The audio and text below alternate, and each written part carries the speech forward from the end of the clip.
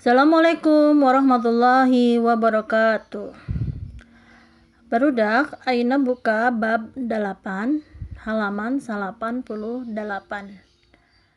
tentang peristiwa alam.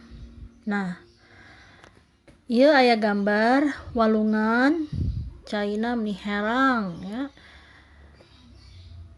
Dah terus aya budak keur lempang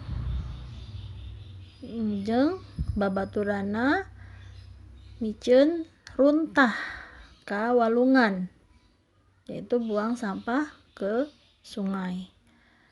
Nah, isukana deui si budak eta sarua piceun runtah ka walungan, buang sampah ke sungai.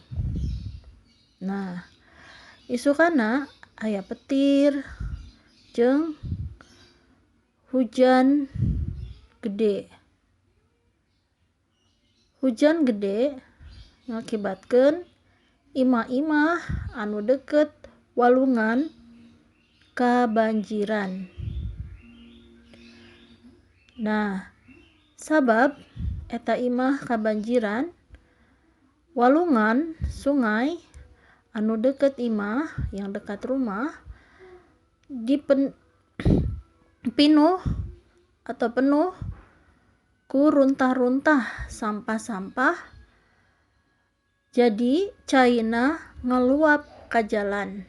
Nah, jadi banjir. Nah, barudak jaga alam, piceun runtah ka tempat runtah. Buanglah sampah pada tempatnya. Assalamualaikum warahmatullahi wabarakatuh.